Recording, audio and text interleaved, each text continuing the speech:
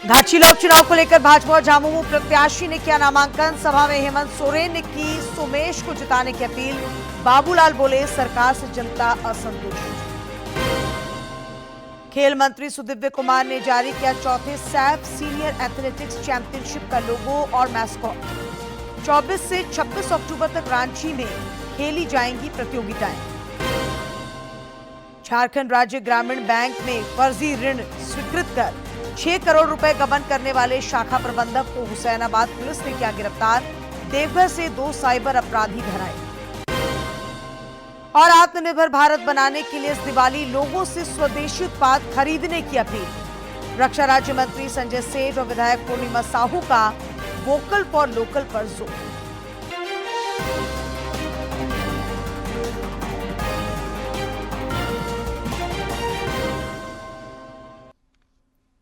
नमस्कार, खबरें झारखंड में आपका स्वागत है। मैं हूं डॉक्टर शीता आनंद और अब समाचार विस्तार से।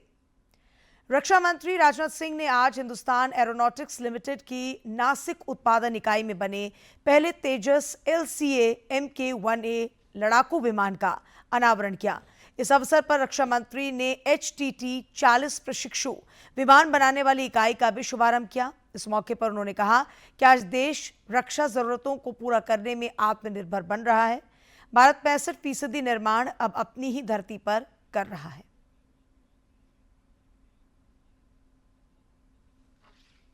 रक्षा मंत्री राजनाथ सिंह ने हिंदुस्तान एरोनॉटिक्स लिमिटेड के नासिक स्थित संयंत्र में तेजस Mk-1A के लिए स्थापित तीसरी उत्पादन इकाई लाइन का उद्घाटन किया है।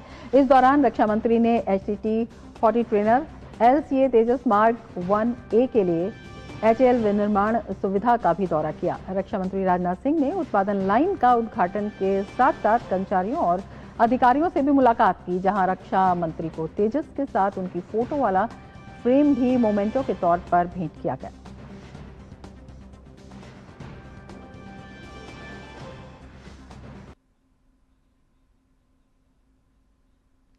घाटशिला विधानसभा उपचुनाव के लिए आज झामुमो प्रत्याशी सोमेश चंद्र सोरेन ने नामांकन पत्र दाखिल किया। घाटशिला अनुमंडल कार्यालय में नामांकन के दौरान मुख्यमंत्री हेमंत सोरेन, प्रदेश कांग्रेस अध्यक्ष केशव महतो कमलेश के अलावे इंडी गठबंधन के घटक दलों के नेता मौजूद थे।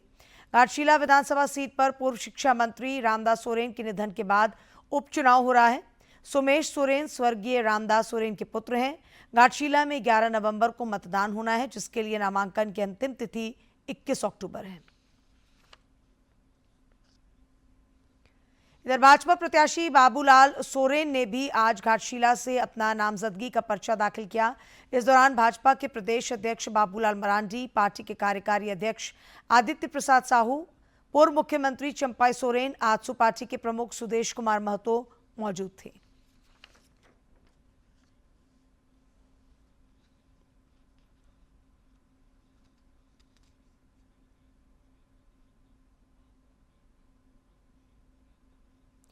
घाटशिला विधानसभा सीट के लिए आज निर्दलीय प्रत्याशी श्रीलाल किस्कू ने भी नामांकन पत्र दाखिल किया। उन्होंने अनुमंडल निर्वाची पदाधिकारी को अपना नामांकन पत्र सौंपा।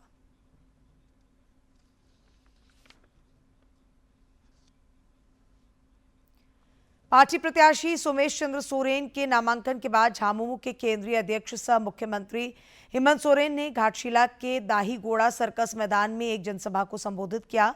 उन्होंने अपने संबोधन में दिशोम गुरु स्वर्गीय शिबू सोरेन और घाटशिला के दिवंगत विधायक रामदास सोरेन द्वारा झारखंड के निर्माण में किए गए त्याग का जिक्र करते हुए लोगों से पार्टी प्रत्याशी सोमेश चंद्र सोरेन को भारी मतों से जिताने की अपील की। सभा को पार्टी प्रत्याशी सोमेश चंद्र सोरेन के अलावे झामुमो एवं कांग्रेस के कई अन्य नेताओं ने भी संबोधित किया।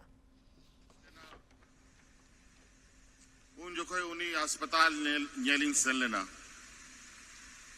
ar nongka nyelok kan tahe कि तुरंत तिंगु कहते तिंगुना आरिंग सलाई गालमारावा अड़ी के उन जो खोरिया जो समय तालेना अड़ी के भावना अब्दी के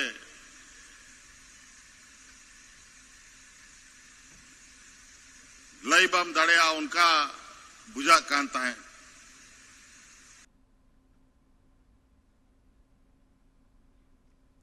उधर भाजपा ने भी पार्टी प्रत्याशी बाबूलाल सोरेन के नामांकन के बाद जनसभा की। प्रदेश अध्यक्ष बाबूलाल मरांडी ने जनसभा को संबोधित करते हुए राज्य सरकार की खामियां गिनाई। उन्होंने कहा कि राज्य की हेमंत सोरेन सरकार भ्रष्ट अफसरों को संरक्षण दे रही है। सूर्या हांसदा हत्याकांड में लिप्त पुलिसकर्मियों को बचाया जा रहा है। उन्होंने लोगों को भरोसा दिया कि केंद्र सरकार से आग्रह कर झारखंड की बंद खदानों को खुलवाया जाएगा। प्रदेश भाजपा अध्यक्ष ने मतदाताओं से उपचुनाव में पार्टी प्रत्याशी बाबूलाल सोरेन को जिताने की अपील की। जनसभा को कार्यकारी प्रदेश अध्यक्ष आदित्य प्रसाद साहू सहित कई अन्य नेताओं ने भी संबोधित किया। सूर्या हांसदा की हत्या की थी, इसलिए मैं आज आप सब लोगों से यही कह रहा हूं, आज जो कोई भी आदिवासी नौजवान सरकार के विरोध में आवाज उठाते हैं, गुंडा माफियाओं के विरोध में आवाज उठाते हैं, तो उनको हत्या कर दी जाती है। और इसीलिए मैं आज आप सब लोगों से कह रहा हूं कि झारखंड को अपराधियों से बचाना है तो भारतीय जनता पार्टी को वोट देना है। यही मैं आज आप सबसे कह रहा हूं। रांची के बिरसा मुंडा एथलेटिक्स स्टेडियम में 24 से 26 अक्टूबर तक चौथे south Asian athletics senior championship का आयोजन होगा। इसे लेकर खेल मंत्री सुदिव्य कुमार ने चैंपियनशिप का लोगो, मैस्कॉट और थीम सॉन्ग लॉन्च किया। मौके पर उन्होंने कहा कि चैंपियनशिप के दौरान झारखंड की समृद्ध सांस्कृतिक और खेल धरोहर को दुनिया के सामने प्रस्तुत करने का एक अनूठा अवसर होगा। चैंपियनशिप में भारत, बांग्लादेश, भूटान, नेपाल, मालदीव और श्रीलंका के लगभग 300 एथलीट हिस्सा लेंगे। भारत तीसरी बार चैंपियनशिप की मेजबानी कर रहा है। बेहतरीन झलक मिलेगी, एक बेहतरीन कोरियोग्राफ आपको मिलेगा जिसमें झारखंड के नृत्यों को भी हम लोग समाविष्ट कर रहे हैं। और आप देखेंगे कि झारखंड के वो प्रचलित नृत्य एक के बाद एक हम पूरे देश और 7 देशों को शोकेस करेंगे। हम ये चाहते हैं कि झारखंड को जब खेलों की मेजबानी का अवसर अगर प्रदान हुआ है तो हमारी समृद्ध विरासत और हमारी समृद्ध संस्कृति की भी एक सुखद स्मृतियां लेकर यहाँ से हमारे मेहमान वापस लौटे। 24 तारीख को इसका हम लोग शुभारंभ करने जा रहे हैं।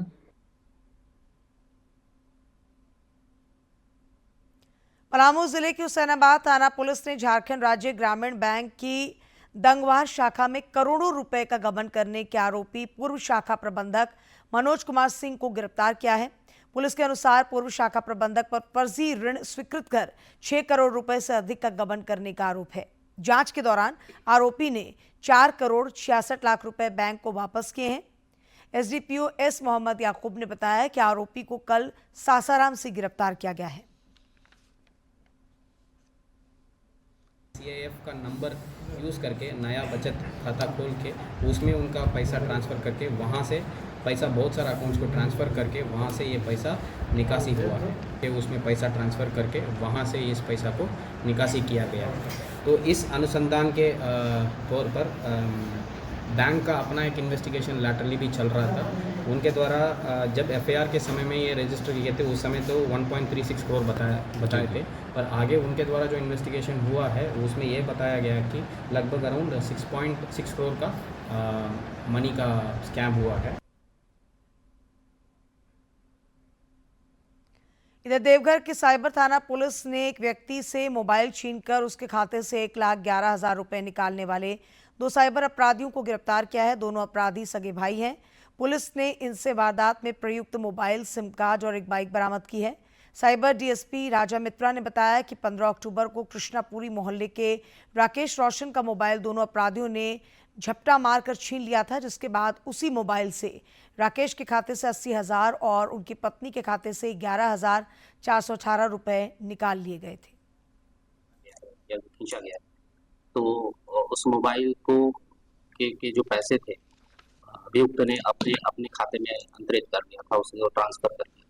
हम लोगों ने अनुसंधान किया, टीम बनी एसपी साहब के निर्देशन में, एसपी देवघर के निर्देशन में, जिसमें नगर थाना प्रभारी, डीएसपी सदैव, साइबर थाना प्रभारी और अन्य सशस्त्र बल और दोनों अभियुक्तों को उसके घर बुरबुरा मोड़ से गिरफ्तार किया गया है, जिनके नाम है अमन कुमार चौधरी और विजय कुमार चौधरी। धनबाद उत्पाद विभाग को दीपावली से पहले एक बड़ी सफलता मिली है। विभाग ने तेतुलमारी थाना क्षेत्र के तीलाटाण में चल रही अवैध मिनी शराब फैक्ट्री का भंडाफोड़ किया है। वहीं सोनाडी में एक शख्स के घर से करीब 50 पेटी नकली शराब जब्त की गई है। उत्पाद अधिकारी अमित कुमार ने बताया कि तीलाटाण स्थित दिनेश टुड्डू के घर पर संचालित मिनी फैक्ट्री से करीब 800 लीटर कच्चा स्पिरिट, पंचिंग मशीन, नकली रैपर, खाली बोतल, ढक्कन और टंकी सहित कई अन्य सामग्रियां जब्त की गई हैं।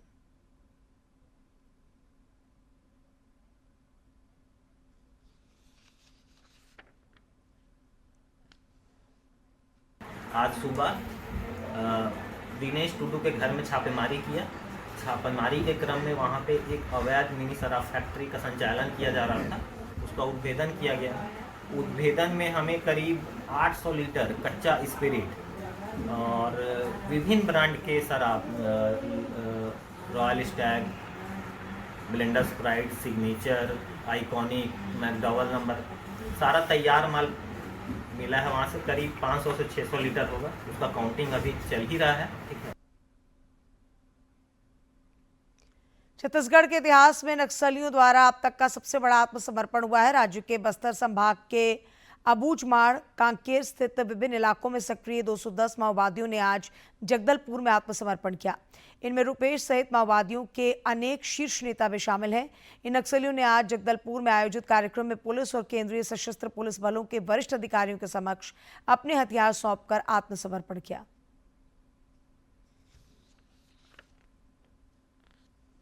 मुख्यमंत्री विष्णुदेव साय की मौजूदगी में आज कुल 208 नक्सली एक साथ आत्मसमर्पण इन्होंने किया। आत्मसमर्पण करने वालों में सेंट्रल कमेटी सदस्य समेत कई बड़े और इनामी कमांडर भी शामिल हैं। इन नक्सलियों के पास AK-47 और इंसास जैसे 153 अत्याधुनिक हथियार भी सुरक्षा बलों को मिले हैं। सुरक्षा बलों को इन्होंने ये हथियार सौंप दिए हैं। गृह मंत्री बार बार दोहराते रहे कि अगले साल 31 मार्च तक देश नक्सल मुक्त हो जाएगा। इसी प्रण को पूरा करने के लिए केंद्र सरकार ने प्रभावी पुनर्वास नीतियां बनाई हैं। इन नीतियों के अंतर्गत नक्सलियों को मुख्य धारा में शामिल कर एक सम्मानजनक जीवन जीने का अधिकार दिया जा रहा है।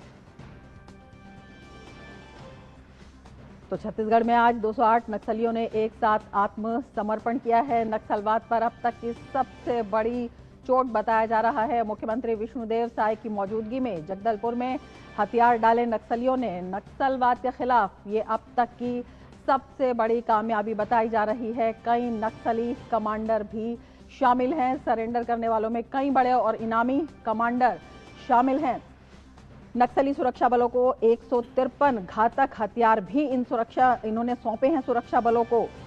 तो ये नक्सल मुक्त भारत का जो सपना है वो साकार होता हुआ दिखाई दे रहा।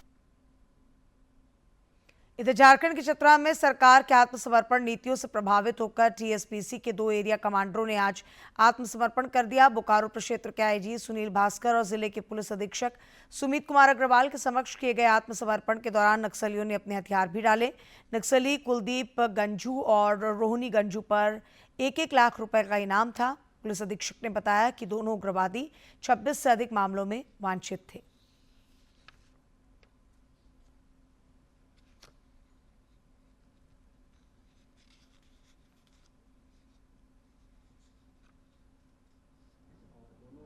एक लाख का रिवार्ड है और जो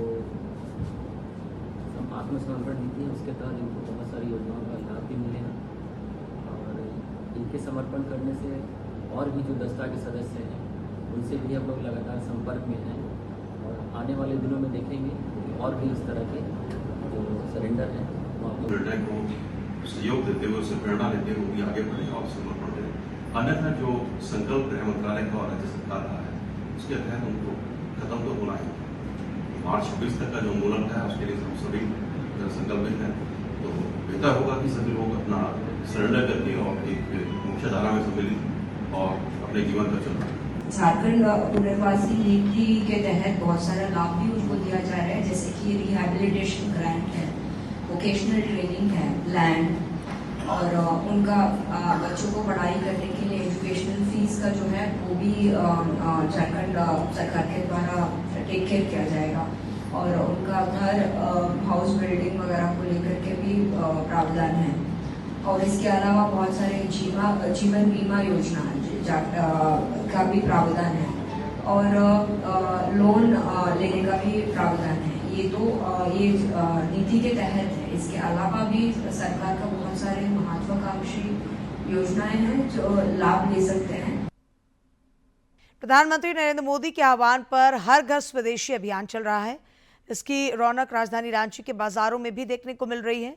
रक्षा राज्य मंत्री संजय सेठ ने सोशल मीडिया पोस्ट के माध्यम से लोगों से स्वदेशी उत्पाद अपनाने की अपील की है। उन्होंने कहा कि वोकल फॉर लोकल के प्रति ये समर्पण आत्मनिर्भर भारत निर्माण में सकारात्मक पहल सिद्ध होगा। प्रधानमंत्री नरेंद्र मोदी के आह्वान पर स्वदेशी अभियान साकार होता नजर आ रहा है। जमशेदपुर में भी दुकानों पर स्वदेशी उत्पादों की खरीदारी को लेकर ग्राहकों की भीड़ देखी जा रही है। इसी बीच जमशेदपुर पूर्वी के विधायक पूर्णिमा साहू सीताराम डेरा स्थित कुंभकार की दुकान पर पहुंची और अपनी बेटी के लिए मिट्टी का गुल्लक, खिलौने और घरकूला खरीदे। इस दौरान विधायक पूर्णिमा साहू ने स्वदेशी अपनाने और वोकल फॉर लोकल को बढ़ावा देने की प्रतिबद्धता दोहराई।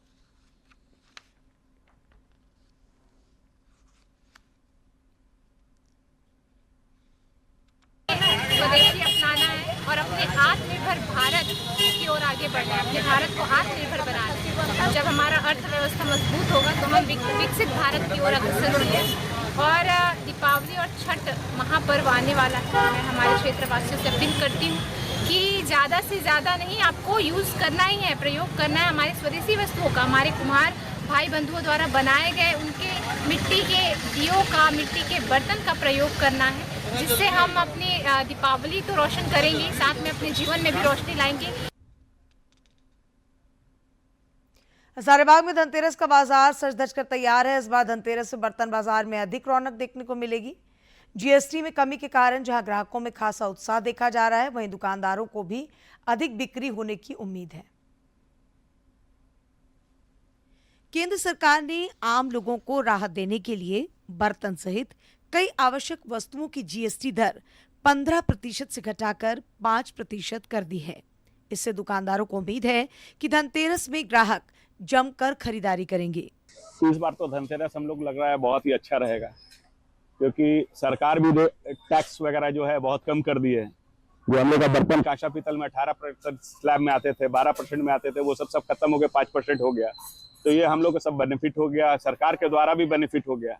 पंच मंदिर स्थित बर्तन दुकानों में रौनक बढ़ गई है।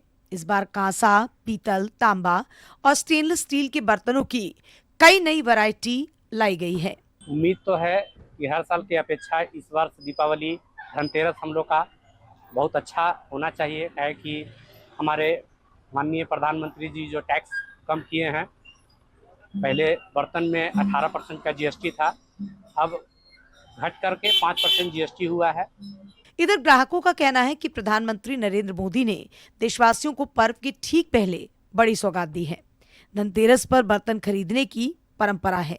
इस बार बर्तन कम कीमत में मिलेंगे, जिससे लोग मनचाहे बर्तन खरीद सकेंगे।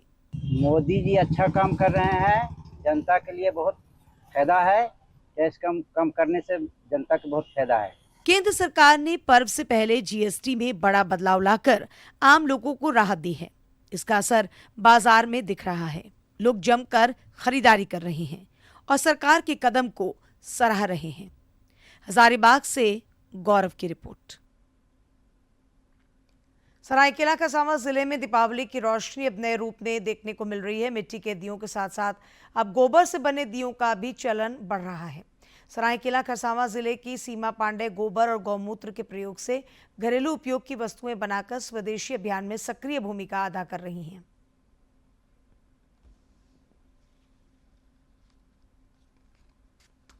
सरायकेला खरसावां जिले के आदित्यपुर की सीमा पांडे पिछले 15 सालों से गोबर और गौमूत्र का प्रयोग कर घरेलू उपयोग की सामग्रियां बना रही हैं।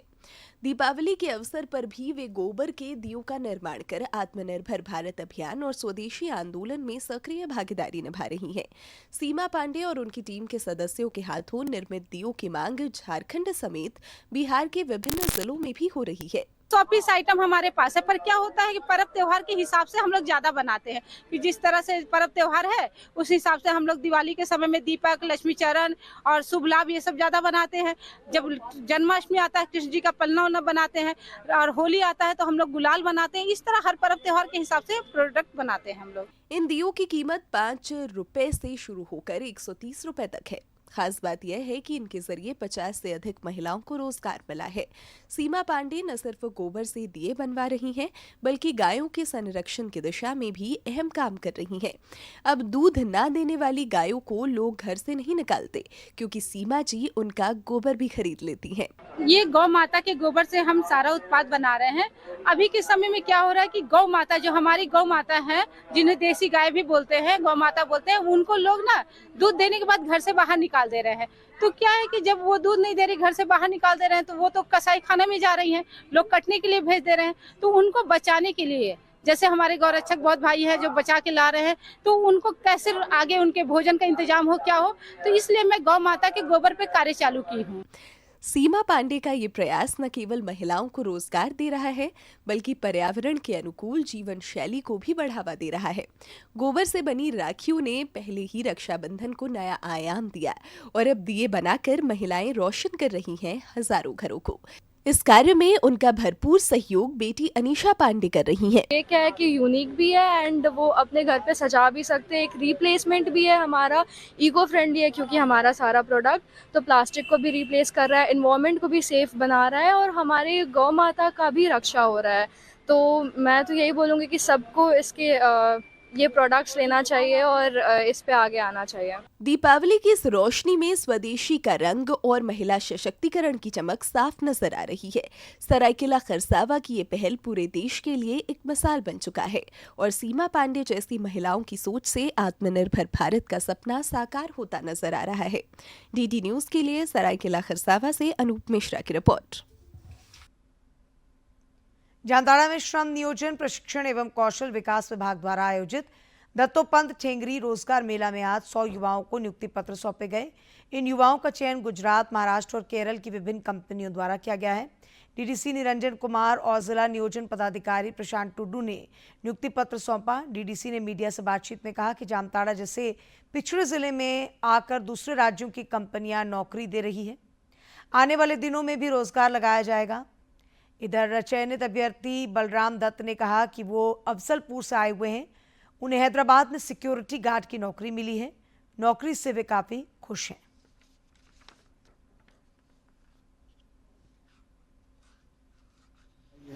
खासकर खुशी की बात है कि हमारे स्टेट से बाहर की भी कंपनियां आई है, राजकोट से आई है, हैदराबाद से आई है, केरला से आई है, बेंगलोर से आई है, महाराष्ट्र से आई है, गुजरात से आई है। बहुत खुशी की बात है कि जामताड़ा ऐसे छोटे शहरों के लिए भी बड़ी बड़ी कंपनियां आ रहे हैं। यहाँ के स्किल को, यहाँ के जो ट्रेंड स्टूडेंट है या ट्रेंड युवा है उनको वहाँ ले जा रहे हैं और रोजगार दे रहे हैं। मेरा नाम बलराम दत्त है, मैं अफजलपुर से आया हूँ।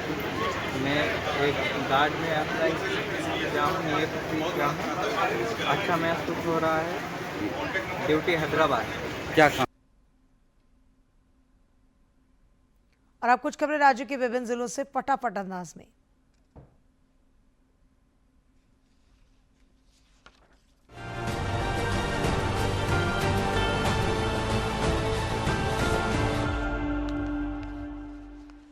गोड्डा के टेरी माइनिंग के जीतपुर कोयला खनन परियोजना की 40 ग्रामीण महिलाएं कौशल विकास योजना के तहत रांची और हजारीबाग के प्रशिक्षण केंद्रों के अध्ययन दौरे पर हैं। जिले के उप विकास आयुक्त दीपक कुमार दुबे ने कल भ्रमण दल को हरी झंडी दिखाकर रवाना किया। रामगढ़ के उपायुक्त फैज अहमद मुमताज ने कल जिला स्तरीय समन्वय समिति की बैठक की। इस दौरान उन्होंने जिला ग्रामीण विकास अभिकरण के कार्यों की समीक्षा की और मनरेगा के कार्यों में महिलाओं की सहभागिता बढ़ाने पर जोर दिया। इसके अलावा उन्होंने आंगनबाड़ी केंद्रों की सुविधाएं बढ़ाने का निर्देश भी दिए। रामगढ़ के चुटुपालू घाटी में कल सरिया लदे ट्रेलर ने बस, ऑटो और कार को टक्कर मार दी। घटना में 5 लोग गंभीर रूप से घायल हो गए, जिनका इलाज सदर अस्पताल में चल रहा है। स्थानीय पुलिस ने सड़क के बीचों बीच दुर्घटनाग्रस्त बस और अन्य वाहनों को हटवाकर यातायात को बहाल कराया। खूंटी के उपायुक्त आर रोनेटा ने समाज कल्याण विभाग की बैठक कर योजनाओं की समीक्षा की। इस दौरान उन्होंने आंगनबाड़ी सेविका, सहायिकाओं की रिक्तियों, गर्भवती और धात्री महिलाओं को मिलने वाले लाभ, बच्चों के पोषण आहार, सावित्रीबाई फूले किशोरी समृद्धि योजना, मुख्यमंत्री कन्यादान योजना, पोषण ट्रैकर सहित कई योजनाओं पर चर्चा कर अधिकारियों को निर्देश दिए। बृहद झारखंड संस्कृति कला मंच की ओर से रांची में कल पहली बार धूमधाम से सोहराई पर्व मनाया गया। मौके पर राज्य भर से आए लोगों ने मोराबादी मैदान में पदयात्रा निकाली। झारखंड लोकतांत्रिक क्रांतिकारी मोर्चा के केंद्रीय उपाध्यक्ष देवेंद्र नाथ महतो सोहराई पदयात्रा में शामिल हुए। चाईबासा स्थित गुआ सेल प्रबंधन के जनरल ऑफिस के समक्ष संयुक्त यूनियनों ने प्रदर्शन किया। यूनियनों ने चेतावनी दी कि यदि उनकी मांगों पर एक सप्ताह के भीतर ठोस कार्रवाई नहीं की गई तो आगामी 25 अक्टूबर को गुआ सेल में आर्थिक नाकाबंदी की जाएगी। संयुक्त यूनियनों के नेताओं ने कहा कि गुआ सेल प्रबंधन मजदूरों को सिर्फ झूठा आश्वासन दे रहा है। धनबाद जिले के पूर्वी टुंडी अंचल के रघुनाथपुर पंचायत अंतर्गत नूटनडी गांव में गुरुवार को लोमड़ी का आतंक देखने को मिला। गांव की आदिवासी महिला समरी टुडू तालाब में बर्तन धो रही थी, तभी अचानक एक जंगली लोमड़ी ने उस पर हमला कर दिया। सियार के काटने से महिला गंभीर रूप से घायल हो गई। युवा कौशल विकास महोत्सव के तहत गुमला जिले के पर्वतीय अंचल में कल सिंगबोंगा मैराथन दौड़ का आयोजन किया गया। इस दौड़ में धावकों ने नेतरहाट से जतरा टाना भगत स्मारक चिंगरी तक लगभग 30 किलोमीटर की दूरी तय की। बालिका वर्ग में प्रथम स्थान नीमा कुमारी ने प्राप्त किया, वहीं द्वितीय स्थान उषा कुमारी और तृतीय स्थान रूपा कुमारी ने हासिल किया।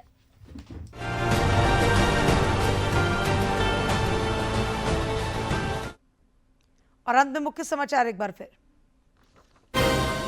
घाटशिला उपचुनाव को लेकर भाजपा और झामुमो प्रत्याशी ने किया नामांकन। सभा में हेमंत सोरेन ने की सोमेश को जिताने की अपील। बाबूलाल बोले सरकार से जनता असंतुष्ट। खेल मंत्री सुदिव्य कुमार ने जारी किया 34 साल सीनियर एथलेटिक्स चैंपियनशिप का लोगो और मैस्कॉट। 24 से 26 अक्टूबर तक रांची में खेली जाएंगी प्रतियोगिताएं। झारखंड राज्य ग्रामीण बैंक में फर्जी ऋण स्वीकृत कर 6 करोड़ रुपए गबन करने वाले शाखा प्रबंधक को हुसैनाबाद पुलिस ने किया गिरफ्तार। देवघर से 2 साइबर अपराधी धराए। और आत्मनिर्भर भारत बनाने के लिए इस दिवाली लोगों से स्वदेशी उत्पाद खरीदने की अपील। रक्षा राज्य मंत्री संजय सेठ और विधायक पूर्णिमा साहू का वोकल फॉर लोकल पर जोर।